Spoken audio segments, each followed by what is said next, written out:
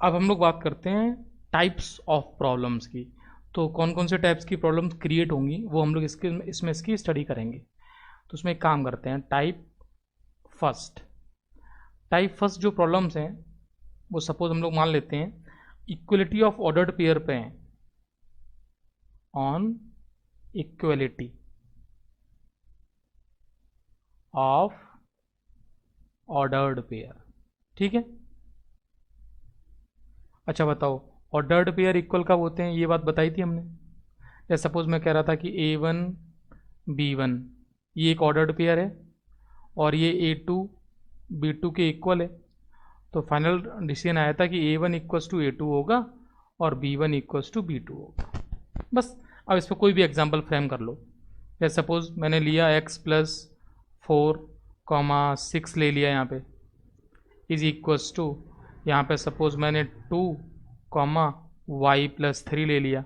अब मैं कह रहा हूँ if it is given find x, y। तो मैं कुछ नहीं करना है, x+4 इक्वल्स टू 2 रखना है, x इक्वल्स टू -2 आ जाएगा और मुझे y+3 इक्वल्स टू 6 रखना है सॉरी y इक्वल्स टू 3 आ जाएगा। तो टाइप फर्स्ट प्रॉब्लम मैंने ये मान ली। ठीक है, चलिए अब ले लेते हैं टाइप 2। टाइप 2 कैटेगरी में मैं कैटेगरी यहाँ लिख लेता हूँ, टाइप 2। तो इसमें लिख सकते हैं हम लोग on finding the cartesian product of two sets. Actually A and B ये दो सेट्स गिवन है and you have to find A cross B. ये टाइप 2 की कैटेगरी मान लेते हैं। तो अभी हम लोगों ने ये बहुत सारे क्वेश्चंस किए हैं, इसमें बार बार करने की जरूरत नहीं है। कोई छोटा सा सेट ले लेते हैं और हम इसमें कार्टेशियन प्रोडक्ट फाइंड कर लेंगे। तो इसकी बस मुझे एक हेडिंग डालनी थी। अब इस पर हम लोगों ने बहुत सारा काम कर लिया है, 1A 1B 2A 2B।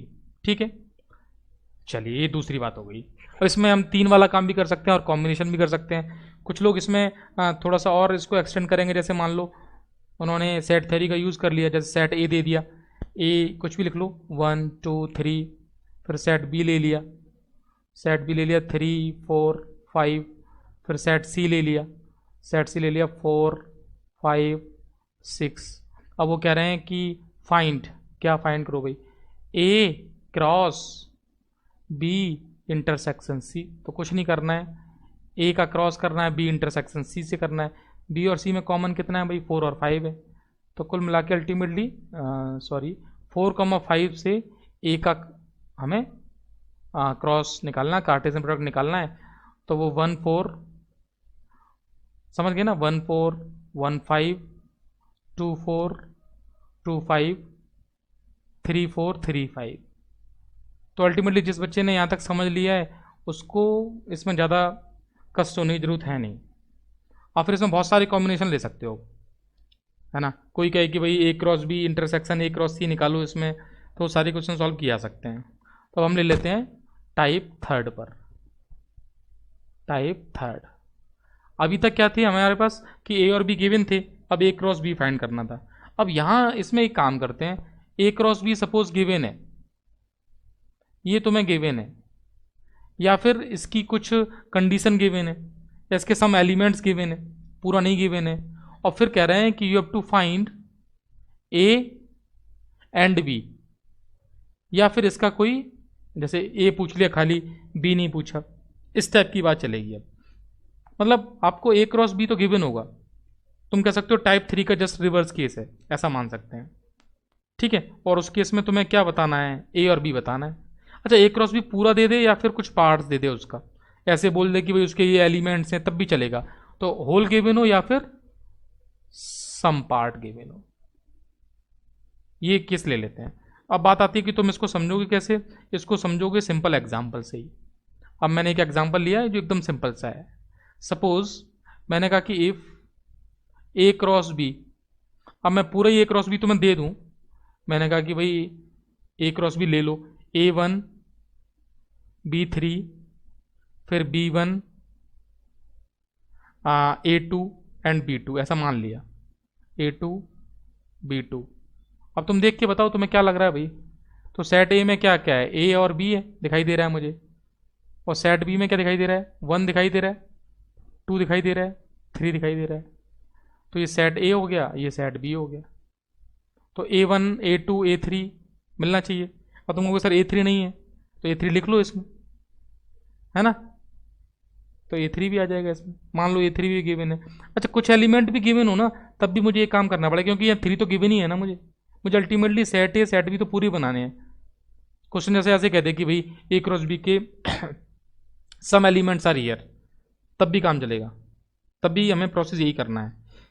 जैसे मान लो अब क्वेश्चन, अच्छा उसमें उस केस में हाँ ये दे देगा कि भाई ए क्रॉस बी में टोटल नंबर ऑफ एलिमेंट्स कितने हैं, कुछ आइडिया तो तुम्हें दे गई, ठीक है। जैसे सपोज एक एग्जांपल लेते हैं, जैसे मैं ये कहूँ कि भाई लेट ए और बी 2 सेट्स हैं, ए एंड बी, ठीक है, और एंड ए क्रॉस बी में जो नंबर ऑफ एलिमेंट्स हैं वो उसने दे दिए सपोज 6 हैं। अब ये भी कह रहा है कि ए क्रॉस बी के जो 3 एलिमेंट्स हैं, इसके 3 एलिमेंट्स वो ये दे रहा है। वो कह रहा है कि आप ये नोट कर लो कि ए क्रॉस बी के जो 3 एलिमेंट्स हैं वो गिवन है 1 4 2 6 और 3 6, ये गिवन है, ठीक है। अब इसने सारे एलिमेंट्स नहीं दिए, इतने दिए 3 एलिमेंट्स, 3 एलिमेंट्स गिवन है। अब कह रहा है एक काम करो, ए क्रॉस बी पूरा ही फाइंड करो, तो अल्टीमेटली पहले तो मुझे ए और बी फाइंड करना पड़ेगा।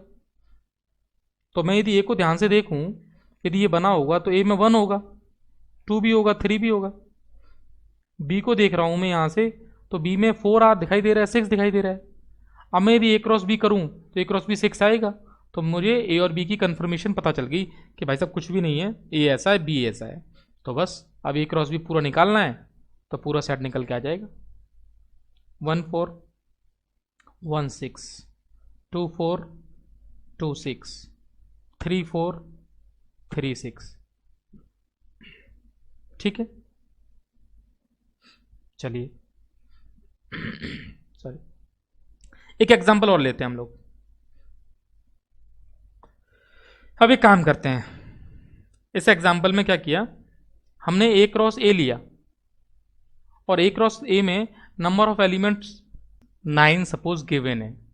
अच्छा, उसके साथ साथ ये भी गिवन है कि ए क्रॉस ए के जो सम एलिमेंट्स हैं वो किस कैटेगरी के, वो -1,0 हैं एंड 0,1 है। अब ये कह रहा है फाइंड ए, और you can say find A cross ए, या फिर remaining elements of A cross ए, या जो भी पूछना चाह रहा है। तो find the set A and the remaining elements of A cross ए, तो सारे निकाल देंगे हम जब सेट ए फाइंड हो जाएगा। तो अब बताते हैं सेट ए कैसे फाइंड करेंगे। तो ये कंफर्म हो गया, इसमें 9 एलिमेंट्स होने के लिए ए में कितने एलिमेंट्स होने चाहिए, 3 होने चाहिए, तभी हम कर सकते हैं। अच्छा, ये ए क्रॉस ए के एलिमेंट्स हैं, दोनों कहाँ से होंगे, सेट ए से ही होंगे, मतलब ये भी सेट ए से है, ये भी सेट ए से है। तो यहाँ चेक कर लेते हैं कि कौन कौन से एलिमेंट्स हैं। तो सेट ए के एलिमेंट्स एक तो 3 होने चाहिए और डिस्टिंक्ट होने चाहिए। तो ऑब्वियसली ये कॉमन सेंस, ये तीनों एलिमेंट्स यही मिल गए मुझे, -1 0 और 1। अब कुछ नहीं करना है, ए मिल गया, ए क्रॉस ए निकालना है, वो निकल के आ जाएगा। तो ए क्रॉस ए के जो सारे एलिमेंट्स हैं वो निकल के आ जाएंगे। बट इट सिंपल सा क्वेश्चन है। अब बात आती है टाइप 4। टाइप 4 और यू कैन से, इसमें हम देखेंगे सिंपल सा ग्राफिकल रिप्रेजेंटेशन, एक मैंने वो बताया था ना, लैटिस फॉर्म में करते हैं वो वाला, और एरो रिप्रेजेंटेशन। तो ये सिंपल से क्वेश्चन इसमें बनेंगे। क्वेश्चंस ले लेते हैं, उनको रिप्रेजेंट करना है ग्राफिकली और एरो फॉर्म में। तो ये तो सिंपल क्वेश्चन बनेंगे, इसमें बहुत ज़्यादा काम नहीं करना। सपोज कोई कह दे कि भाई ए सेट दे दिया 1,2 है और बी सेट दे दिया 4,5 है या A,B है।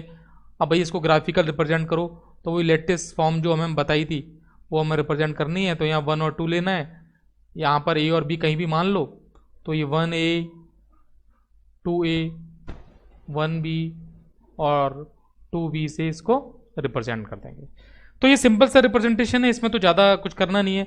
ए क्रॉस ए को रिप्रेजेंट कराएगा तो वो भी कर देंगे। तो अल्टीमेटली एरो फॉर्म में बोलता तो एरो फॉर्म में भी कर देते। एरो फॉर्म में कुछ नहीं करना, ये 2 सेट बनाने हैं, यहाँ पे 1 2 AB और ये एरो निकाल दो, बस इससे डॉट डॉट वाले निकाल दो। अल्टीमेटली इसको एरो और हम ग्राफिकल रिप्रेजेंटेशन बोल सकते हैं। तो फाइनली फर्स्ट चैप्टर के रिगार्डिंग ये सारा सब कुछ हमने देख लिया। अब हम लोग एक्सरसाइज की तरफ प्रोसीड करेंगे। ओके।